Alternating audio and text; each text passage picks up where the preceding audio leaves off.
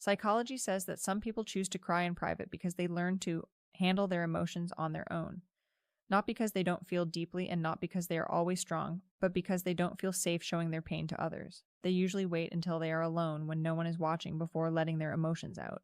For them, privacy feels like the only place where they can truly be honest with themselves. For some, this habit developed after being disappointed too many times when they opened up. They realize that not everyone knows how to listen with care, so they slowly stop sharing. Over time, being alone became their comfort zone for releasing emotions. People who cry in private often appear okay on the outside. They smile, laugh, and try to stay positive around others. They show up for people when they're needed and listen to everyone else's problems. But when it comes to their own feelings, they keep them inside. They don't want to burden anyone or feel like they are being dramatic, so they learn to stay quiet about what they're really going through. Sometimes they even convince themselves that their pain is not serious enough to talk about. They compare their struggles to others and think they should just deal with it. This makes them minimize their own emotions, even when it hurts deeply. Psychology also shows that many private criers grew up feeling like their emotions were ignored or judged. Maybe they were told to stop crying. Maybe they were made to feel weak for being sensitive. Over time, this teaches them to hide their feelings. They start believing it's better to suffer in silence than risk being misunderstood or rejected. This can follow them into adulthood. Even when the people around them are kinder, the old habit of hiding emotion stays. They want to open up, but fear holds them back. These people are actually very emotional, even if they don't show it. They feel things deeply. Small words can hurt them. Simple moments can stay in their mind for a long time.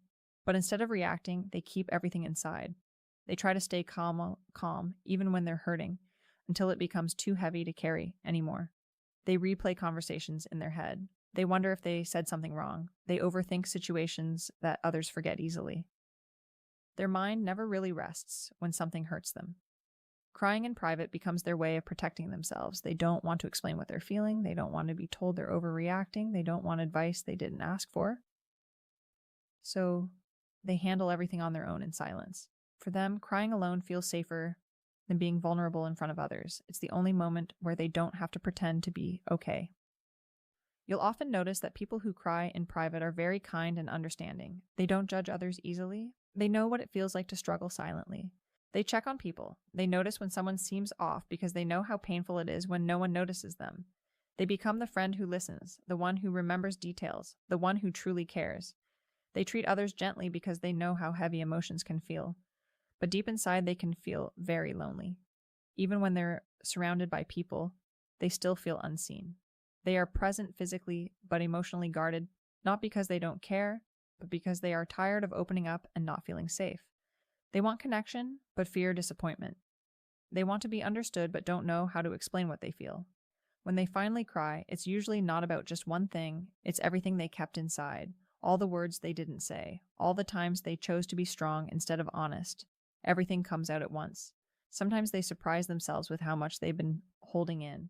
The tears don't stop easily because it's years of emotions being released. If you're someone who cries in private, know that there is nothing wrong with you. You are not weak. You are not broken. You are human. You feel deeply in a world that doesn't always make space for emotions, and that kind of quiet strength deserves to be understood too. You don't have to rush yourself to open up. Healing looks different for everyone, but one day you may find someone who makes you feel safe enough to share. And when that happens, you'll realize you never had to carry everything alone. If this made you feel seen, subscribe for more psychology content that helps you understand yourself.